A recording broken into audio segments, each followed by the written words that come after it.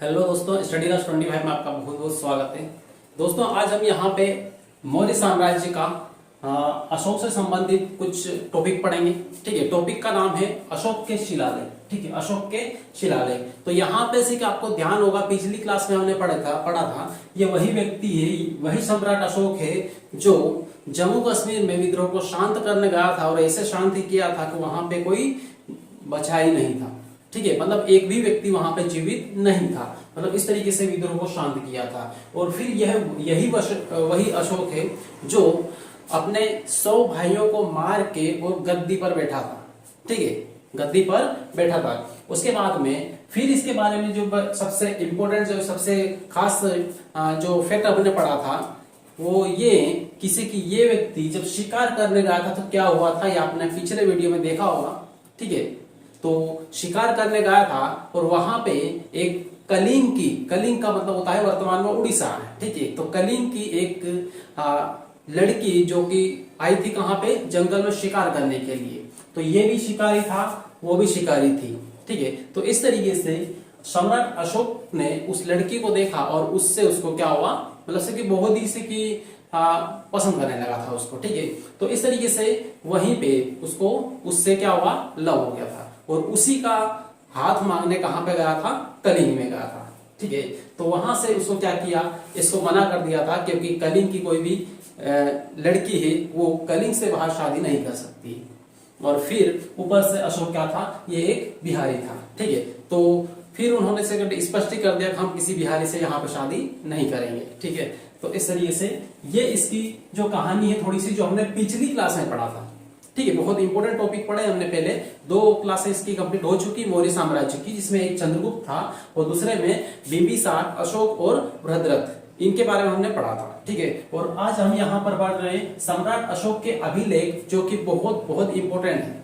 ठीक है, बहुत इंपॉर्टेंट है, इसलिए इसको ध्यान से देखना है। ठीक है, चलिए तो स्टार्ट करें हम बिना टाइम वेस्ट किए और स्टैटिक मतलब वे में चलेंगे हम, बिना किसी भटकाव के। ठीक है, सीधे सीधे हम जो मेन अपने पॉइंट है उसी पे डिस्कस करेंगे। क्लियर है? तो यहाँ पे सबसे पहले बात करेंगे यहाँ पे अशोक के अभिलेख। तो अशोक के अभिलेख, तो सबसे पहले देख लेंगे अभिलेख। अभिलेख होता क्या है, तो अभिलेख को अपन इस तरीके से लिखेंगे, अभि और ये लेख। ठीक है, अभि और ये लेख। अभी मतलब जो वर्तमान में हम जो लेख पढ़ते हैं, जो पुराने टाइम में लिखा था, प्राचीन काल में लिखा हुआ जो लेख है, काफी टाइम पुराना, जो हम केवल देखते हैं पढ़ते हैं तो मालूम पड़ जाता है कि ये बहुत पुराने टाइम का लिखा हुआ है। और वो कैसे लिखा हुआ मिलेगा आपको, कहीं न कहीं चट्टानों के ऊपर लिखा हुआ मिलेगा। ठीक है, कोई बहुत पुरानी बिल्डिंग है उसके वहां पे लिखा हुआ मिलेगा, या फिर कहीं गुफाओं के अंदर लिखा हुआ मिलेगा।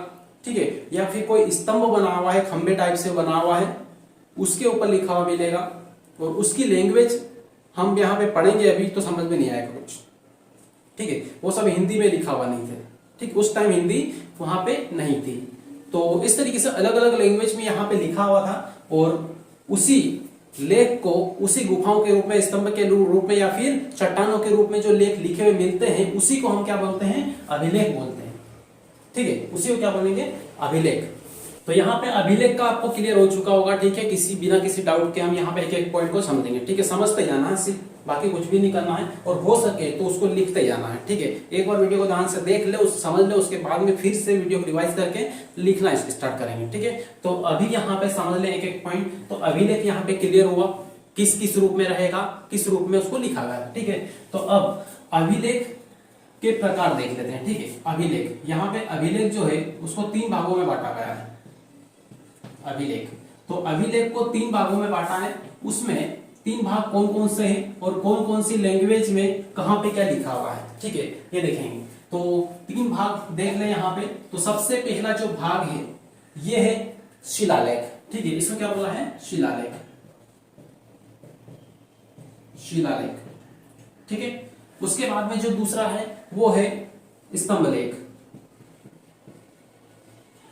स्तंभलेख, ठीक, स्तंभलेख। उसके बाद में लास्ट में जो तीसरा है उसको बोलते हैं हम गुहालेख। गुहालेख, क्लियर ये। तो अब यहां पे शिलालेख। अब शिलालेख, शिला का मतलब क्या होता है, इनका पहले मतलब समझ लें, उसके बाद में हम आगे डिस्कस करेंगे। ठीक है, ये आगे बढ़ेंगे। तो शिलालेख, शिला का मतलब होता है पत्थर या चट्टान। ठीक है, पत्थर या फिर चट्टान, चट्टाने, ठीक है। ये तो पत्थर या चट्टानों के ऊपर जो लेख लिखे हैं इसी को हम क्या बोलेंगे, शिलालेख बोलेंगे, ठीक है, ठीक है। पत्थर और चट्टानों के ऊपर लिखे हुए लेख क्या है, शिलालेख।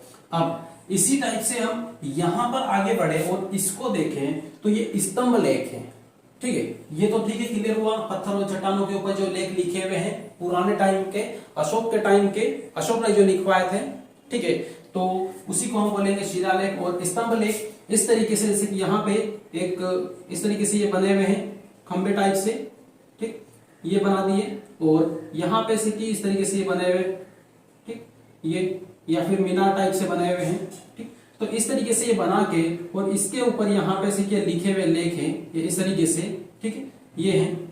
तो इसी को क्या बोलेंगे हम, स्तंभ, क्योंकि ये स्तंभ भी एक खंबे टाइप से है लगा हुआ, ठीक है। तो स्तंभ, तो स्तंभ लेख यहाँ पे इस तरीके से बनाया हुआ है, ठीक है। तो इसी के ऊपर जो लेख लिखे हुए हैं इसको क्या बोलेंगे हम, स्तंभ लेख, क्लियर है। अब इसके बाद में फिर जाएंगे यहाँ पे गुहा लेख पे। तो गुहा लेख में होता क्या है कि पहले के टाइम में जब अशोक ने बहुत सारे से कि शरणार्थियों को या फिर बहुत सारे से कि लोगों को रहने के लिए, क्योंकि हर किसी के पास घर नहीं होता था, तो रहने के लिए कुछ गुफाओं का निर्माण करवाया था, ठीक है। और उन गुफाओं में कुछ लेख वगैरह भी लिखे गए थे, क्लियर है। मैंने यहाँ पर 4 गुफाओं का निर्माण भी करवाया था, आजीविकों के लिए उनको दिया गया था रहने के लिए, ठीक है। वो 4 गुफाएं कौन कौन सी ही वो आगे चल के पूरा बताऊंगा आपको मैं, क्लियर। लेकिन अभी केवल इसका मतलब समझ लो, गुहा लेख का मतलब होता है गुफा लेख, गुफा के अंदर जो लेख लिखे हुए हैं उसी को हम बोलेंगे क्या, गुफा लेख, ठीक है। तो यहाँ पे गुफा लेख, गुफा के अंदर लिखे हुए लेख क्या बोलेंगे अपन, गुहा लेख या गुफा लेख, क्लियर है। तो ये हुआ। अब इन दोनों में से कि ये बहुत इंपॉर्टेंट है, इनको ध्यान रखना, ठीक है। तो सबसे पहले शिलालेख, शिलालेख का मतलब यहाँ पे क्या है कि क्लियर तो हुआ है कि शिलालेख होता क्या है, किस तरीके से। अब यहाँ पे हम देखेंगे इनकी संख्या, तो शिलालेखों की संख्या कितनी है, टोटल संख्या, तो इनकी संख्या टोटल कितनी है, 14 है, ठीक है। शिलालेख की संख्या टोटल कितनी है, 14 है, और ये अलग अलग भाषाओं में अलग अलग स्थानों पर लिखे हुए हैं, ठीक है। हर कंट्री में अलग अलग लैंग्वेज होती है, और जिस कंट्री में जो बिल्डिंग बनी है वहां पे यदि कुछ भी लिखेंगे तो उसी लैंग्वेज में लिखेंगे, ठीक है। ऐसा तो है नहीं कि मान लो कि वहां पे अमेरिका में चले गए और वहां पे जैसे कि जाके कोई शिलालेख बनाया तो उसमें हिंदी में लिख रहे हैं, वहां पे अमेरिका में क्या है, इंग्लिश पूरी चलती है, इंग्लिश लैंग्वेज है पूरी, तो इंग्लिश में लिखेंगे। इंडिया है तो इंडिया में क्या है, हिंदी में लिखेंगे, ठीक है। तो इस तरीके से अलग अलग जिस एरिया में जो लैंग्वेज है उसमें वो लिखेंगे, ठीक है। तो इस तरीके से यहाँ पे अलग अलग जगह पे शिलालेख बने हुए हैं, कुछ इंडिया में है, कुछ पाकिस्तान में है, और कई अफगानिस्तान में भी है, ठीक है। तो उनके एरिया के हिसाब से यहाँ पे वो शिलालेखों पर लैंग्वेज उसी लैंग्वेज में लिखा गया है, क्लियर है। तो लैंग्वेज कौन कौन सी है, वो भाषाएं कौन कौन सी है, ये देखो। तो भाषाएं हैं, देखो भाषा, भाषाएं, ठीक है। तो सबसे पहली लैंग्वेज है ब्राह्मी, ठीक है, ब्राह्मी। उसके बाद अरमाइक, ठीक है। अब इसको ध्यान से समझना है कि ये जो लैंग्वेज हैं, इन लैंग्वेज में आपको ये सारे शिलालेख मिलेंगे लिखे हुए, ठीक है। तो अब जितने भी शिलालेख है जो इंडिया के अंदर बने हुए हैं, ठीक है, वर्तमान में इंडिया की सीमा के अंदर जो शिलालेख बने हुए हैं वो किस लिपि में है, तो ब्राह्मी लिपि में लिखा हुआ है। ये सब क्या है, लिपियां हैं, ठीक है। इस लिपि में ये लिखा हुआ है, सारी सारी क्या है, लिपि है। अब लिपि है या भाषा है उस टाइम की, ठीक है। तो अब यहाँ पे ये कहाँ पे मिलेंगे, तो भारत में जितने भी शिलालेख हैं वो किस लिपि में, ब्राह्मी लिपि में है। उसके बाद खरोष्टी लिपि में लिखे हुए शिलालेख कहाँ पर मिलेंगे आपको, तो ये पाकिस्तान में मिलेगा, ठीक है। उत्तर पूर्वी पाकिस्तान में जो शिलालेख मिलेंगे वो शिलालेख किस में मिलेंगे, खरोष्टी लिपि में। तो यहाँ पे लिखेंगे हम पाक या पाकिस्तान, ठीक है, पाकिस्तान। अब इसके बाद में फिर हम यहाँ पे देखेंगे ग्रीक और अरमाइक। तो ग्रीक और अरमाइक ये दोनों ही लैंग्वेज के जो शिलालेख मिलते हैं ये मिलते हैं अफगानिस्तान में, अफगानिस्तान, ठीक है।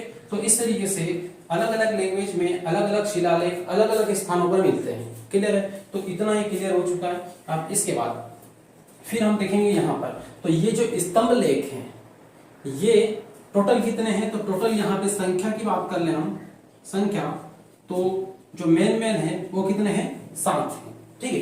इधर जो मेन है कितने हैं, 14 है, और भी छोटे मोटे होंगे लेकिन उनको गिनती में नहीं रखा गया है, ठीक, क्लियर है। तो इस तरीके टोटल कितने हैं, 14 है। तो ये, और इधर कितने हैं, 7 है। और इधर लिपि कौन सी है या फिर भाषा कौन सी है, भाषा, तो यहाँ पे केवल एक ही भाषा में सारे सातों के सातों स्तंभ लेख बने हैं, और वो भाषा कौन सी है, तो वो है पाली भाषा, पाली नहीं, ब्राह्मी भाषा, ठीक है, ब्राह्मी, ये लिपि थी, ठीक है, भाषा नहीं थी, लिपि।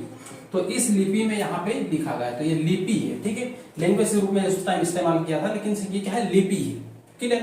तो इतना ये क्लियर हो चुका है। और इसके बारे में यहाँ पे संख्या का कोई उल्लेख नहीं है, और यहाँ पे लैंग्वेज वगैरह का कोई इससे ज्यादा उल्लेख वगैरह नहीं किया गया है, किताबों में भी नहीं मिलेगा।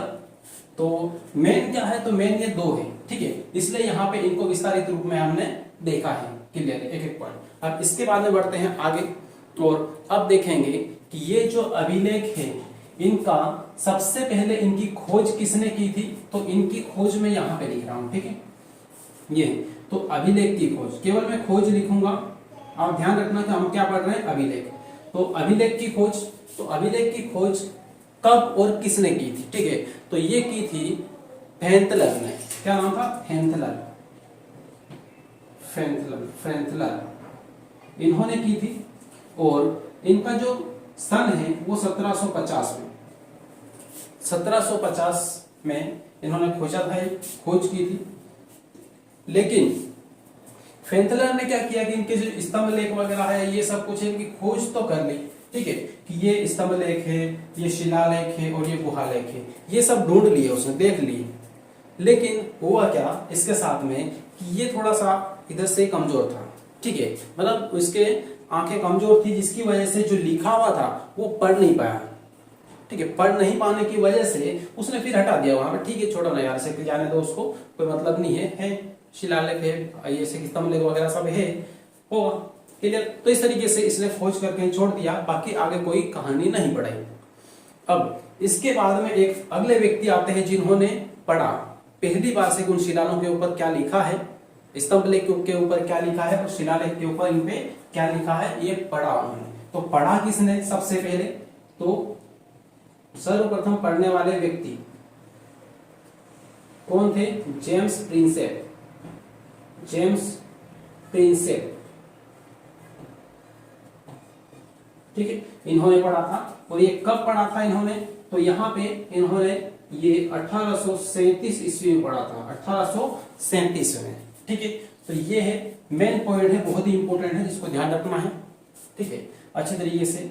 उसके बाद में फिर अब आगे इससे आपको कुछ 3 पॉइंट बताने वाला हूं, बहुत इंपॉर्टेंट है। वो ये है कि सबसे पहला है कि जो अशोक के जितने भी अभिलेख हैं उनमें सबसे ज्यादा जो अशोक का नाम मिलता है वो क्या है, देवनाम प्रियदर्शी, ठीक है, देवनाम प्रियदर्शी।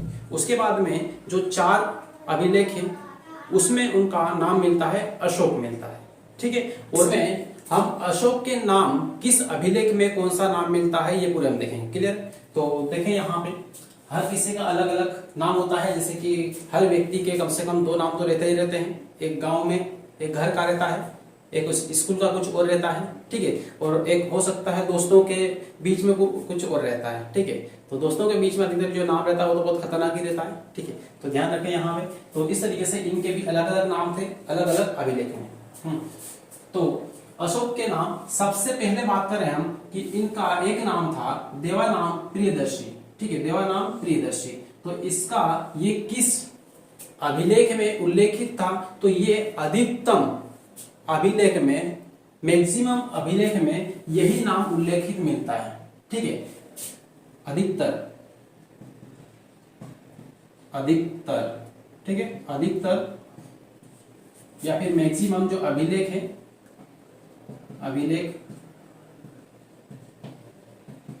में, ठीक है, मैक्सिमम अभिलेखों में इनका ये नाम मिलता है, ठीक है, ये। और उसके बाद में दूसरी बात करें हम यहाँ पे अशोक की, तो ऐसे कौन से अभिलेख हैं जिनमें अशोक का नाम अशोक ही मिलता है, ठीक है। तो ये क्वेश्चन कई बार आ चुका है, इसलिए इसको ध्यान रखना है। तो यहाँ पे टोटल कितने, 4 अभिलेख हैं, ठीक है, 4 शिलालेख हैं, इनमें इनका से नाम मिलता है अशोक का, अशोक ही है। तो सबसे पहला है गुर्जरा, ठीक है, गुर्जरा अभिलेख। तो गुर्जरा अभिलेख ये कहां पर है, एमपी में है, ठीक है, एमपी में कहां पर है, दतिया में, ठीक है, दतिया में। तो एमपी के दतिया में जो अभिलेख है वहां पर अशोक का नाम अशोक ही लिखा हुआ है, क्लियर है। तो इस तरीके से है। उसके बाद में दूसरा है मास्की अभिलेख, ठीक है, मास्की, इसमें भी अशोक का नाम क्या लिखा हुआ है, अशोक ही लिखा हुआ है, और ये कहां पर है, कर्नाटक में। तो यहाँ पे ये वाले, ये तीनों के तीनों कहां पर है, कर्नाटक में, कर्नाटक, ठीक है। तो यहाँ पे मास्की, नेतुल, इसको नेटुल भी पढ़ते हैं, कभी कभी नेतुल भी पढ़ते हैं। तो मास्की, नेटुल और उदयगुलान, तो मास्की, नेटुल और उदयगुलान ये तीनों अभिलेख कहाँ के हैं, कर्नाटक में है, ठीक है। और कर्नाटक में है, इन तीनों में अशोक का नाम क्या मिलता है, अशोक ही मिलता है। तो 4 अभिलेख है टोटल जिसमें अशोक का नाम अशोक ही मिलता है, क्लियर है। तो इतना याद रखना है। अब इनमें से सबसे ज्यादा इंपॉर्टेंट है वो ये 2 है, एक तो ये वाला है और एक ये वाला है, एक गुर्जरा है और एक मास्की है। ये कई बार एग्जाम में आए हुए हैं और आने की भी संभावना इनकी ही बनती है, ठीक है। तो इनको चारों को याद रखना है। उसके बाद में बात करें हम यहाँ पे सम्राट अशोक। अब कौन से अभिलेख है जिसमें अशोक का नाम सम्राट अशोक लिखा हुआ है, या फिर अशोक ने स्वयं को सम्राट अशोक किस अभिलेख में कहा गया है, ठीक है। तो अशोक ने भाब्रू अभिलेख बना हुआ है, जो कि कहां पर है, ये राजस्थान में, राजस्थान। तो राजस्थान में जो अभिलेख बना हुआ है उसका नाम क्या है, भाब्रू अभिलेख। इसी में अशोक ने अपना नाम क्या लिखवाया, सम्राट अशोक। तो ये एकमात्र अभिलेख है जिसमें सम्राट अशोक लिखा हुआ है नाम, ठीक है। और फिर हम यहाँ पे बात करें तो जो भाब्रू अभिलेख है इसका उल्लेख त्रिपिटक ग्रंथ में भी है, ठीक है। किसमें है, त्रिपिटक। तो यहाँ पे त्रिपिटक ग्रंथ में भी यहाँ पे मिलता है, ठीक। तो इस तरीके से यहाँ पे ध्यान रखना है, सम्राट अशोक केवल एक ही अभिलेख में लिखा हुआ मिलेगा, क्लियर। तो इस तरीके से यहाँ पे अभिलेखों से संबंधित काफी कुछ हमने यहाँ पे देखा, और ध्यान रखना है एक एक चीज को पूरा, क्लियर। अब यदि इसको रटने जाओगे तो रट नहीं सकते हैं, ठीक है। बस इसको केवल क्या करना है, मैंने यहाँ पे इस तरीके से ये पढ़ा है, यहाँ पे बताया आपको अपनी कॉपी में सिंपल एक मैप बनाना है इस तरीके से, और इंडिया का मैप बना के उसमें दर्शा लेना है, ठीक है। जैसे कि यहाँ पे कौन सा है, गुर्जरा अभिलेख कहां पर है, दतिया में, ये एमपी है, तो यहाँ पे गुर्जरा, ठीक है, गुर्जरा हो गया। उसके बाद में यहाँ पे क्या है, कर्नाटक है, तो कर्नाटक में तीनों अभिलेख लिख लेना है, ये वाले, ठीक है, तीनों अभिलेख। तो इस तरीके से कॉपी में यहाँ पे ये दर्शा लेना है, ठीक है। कर्नाटक में कौन सा है, एक मास्की है, कर्नाटक में है, नेतुल है और उदयगुलान, ये सब कहां पर है, कर्नाटक में, क्लियर है। और उसके बाद फिर देखना है यहाँ पे कि यहाँ पे क्या है, राजस्थान है यार। तो राजस्थान है, तो ये राजस्थान, यहाँ पर कौन सा वाला अभिलेख है, तो यहाँ पर भाब्रू अभिलेख है, ठीक है। कौन सा, भाब्रू, भाब्रू अभिलेख, ठीक है। तो इस तरीके से यहाँ पे मैप में आपको दर्शा देना है, क्लियर। तो ये हुए अपने अभिलेख, और अशोक के जो नाम है, कौन सा नाम कहां पर लिखा हुआ है, ठीक है। एक और अभिलेख के बारे में बता रहा हूं जो कि कहां पर है, जो यहाँ पर है नेपाल में, ठीक है, ये नेपाल। अब नेपाल में, नेपाल, ठीक है, यहाँ पे है नेपाल। इस नेपाल में एक अभिलेख है जो कि एग्जाम में कई बार पूछा गया है, अलग अलग एग्जाम्स में, ठीक है। और उसका नाम है रुमनदेही, रुमनदेही, ठीक है, रुमनदेही अभिलेख, ठीक। ये रुमनदेही अभिलेख, इसमें होता क्या है, ये किस लिए प्रमुख है, क्योंकि यहाँ पर टैक्स की बात होती है, अर्थव्यवस्था की बात होती है, ठीक है। तो इसको याद रखना किससे, टैक्स से, ठीक, टैक्स से यहाँ पे याद रखना है, या फिर अर्थव्यवस्था। तो टैक्स लिख देते हैं यहाँ पे, क्योंकि टैक्स जो शब्द है, ये शब्द अर्थव्यवस्था का ही शब्द है, ठीक है। तो इस तरीके से यहाँ पे टैक्स को क्या कर दिया था, कम कर दिया था।